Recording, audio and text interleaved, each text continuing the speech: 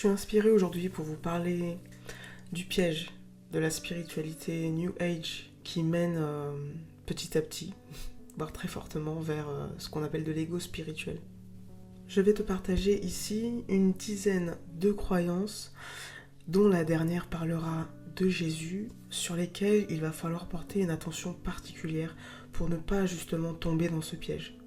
En un, je dirais que le premier piège, c'est de croire toutes ces personnes spirituelles qui pensent dur comme fer que on est Dieu. Quand j'entends ça, mon premier réflexe c'est de poser un instant et puis de me dire attends, t'es qui pour affirmer que t'es Dieu en fait? Non, t'as pas compris. Je t'invite du coup à imaginer une petite visualisation. Imagine un grand soleil qui est vivant, un grand soleil. Il a envie de créer sa peinture. Il va prendre des petites parts de lui pour créer telle ou telle chose. Donc il y aura des parts plus ou moins grandes, plus ou moins petites. Imagine que du coup, Dieu est constamment connecté à toute sa création, à l'ensemble de sa création. Ça ne s'arrête pas à l'homme avec un grand H. On parle de tout, absolument tout ce qui nous constitue, tout ce qui nous entoure et tout ce qui fait l'univers. On va être d'accord pour dire que toute sa création contient une partie de lui, ce qu'on appelle chez l'homme une part divine, le soi divin. Mais c'est pas pour autant qu'on est Dieu. Le Père nous a créés à son image. Contrairement à ce que beaucoup de personnes pensent, c'est qu'il nous a créés à son image comme ça. Non. Quand il dit qu'il nous a créés à son image, c'est parce que nous avons tous une part de divinité. Le Christ lui-même l'a affirmé. Dieu est au-dessus de lui, le Père est au-dessus. En deux, je dirais que l'erreur à éviter, c'est de se penser meilleur que les personnes qui s'identifient à une religion, sous prétexte que, parce qu'on est spirituel, on est libre, on n'est pas coincé dans les dogmes religieux.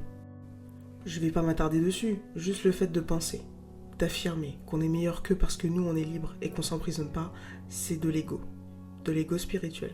En 3, j'ai envie de te parler de ce qu'on appelle la nuit noire de l'âme. Ce fameux passage par lequel on doit passer, une espèce de sorte d'enfer au moment où on vit son éveil spirituel.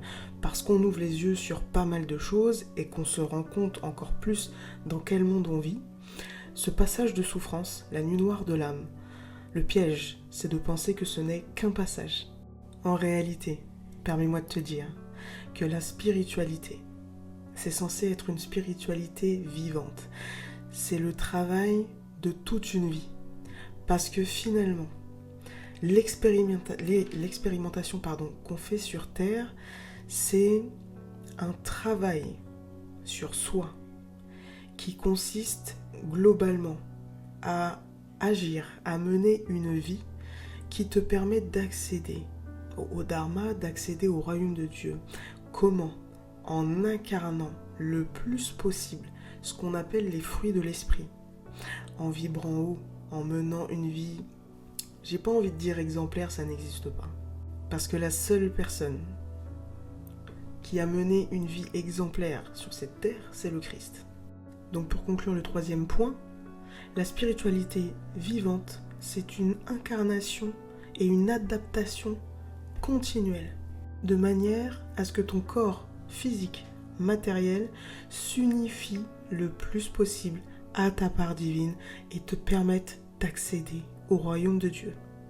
Quatrième piège à éviter, c'est de penser que la méditation, c'est de la visualisation continuelle et que ça va se résumer essentiellement à tout ce qui est sortie de corps, voyage astral, vous savez, les visualisations, méditation guidée, où est-ce qu'on doit s'imaginer quelque part, etc.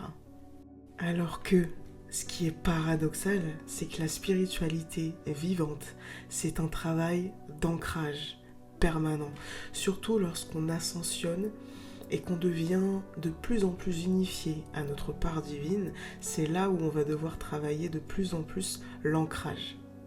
L'ancrage, c'est quoi? C'est quand tu habites pleinement ton corps, ton temple, donc le véhicule qui te permet de vivre sur Terre dans le monde matériel.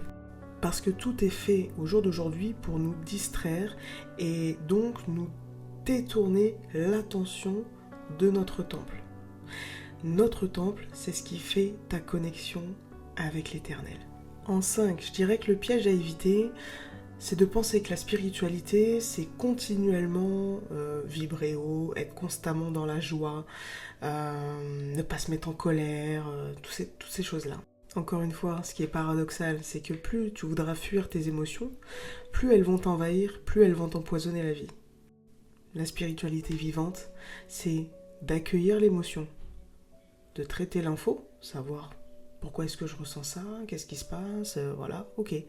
Je la laisse me traverser, j'accepte l'émotion, je la laisse me traverser et je travaille de manière à ce qu'elle ne revienne pas constamment comme pour me signaler que j'ai pas compris une leçon. Faire ça, c'est ce qui te permet aussi de briller dans l'obscurité. En 6e point, j'ai envie de te parler du piège des heures miroirs dans lesquelles moi-même je suis tombée.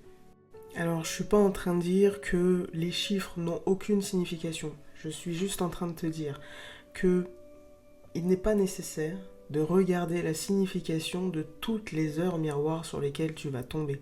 D'ailleurs, si ça t'arrive comme moi, où pendant plusieurs jours tu vas tomber sur toutes les heures miroirs de la journée, t'as pas fini en fait. C'est juste qu'en fait, tu ne t'es pas rendu compte que tu étais en train de penser à quelque chose, mais pas juste une pensée qui te traverse, de mouliner, ça mouline là-dedans. Tu ne t'en es pas rendu compte et en fait, l'heure miroir, elle est juste là pour te signaler que oui, tu as raison, ou oui, il faut travailler ce point, ou alors juste une manière pour tes guides de te dire on est là, on est avec toi. Le 7e piège, c'est de penser que la spiritualité, c'est une solitude qu'on doit subir à vie.